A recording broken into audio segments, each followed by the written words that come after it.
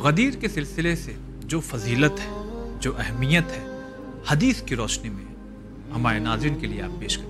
इमाम जाफ़र सादिक अलैहिस्सलाम से नकल किया है कि आपने फरमाया रोज़े ईद गदीर ज़मीन से ज़्यादा आसमानों में मशहूर व मारूफ़ है ये ईद।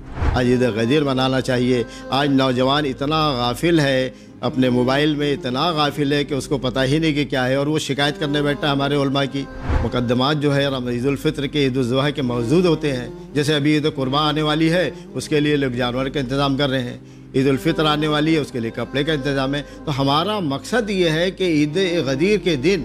तो सबसे पहला सवाल अगर हम ये पूछे तो बेहतर होगा कि इस दिन को ईद क्यों कहते हैं?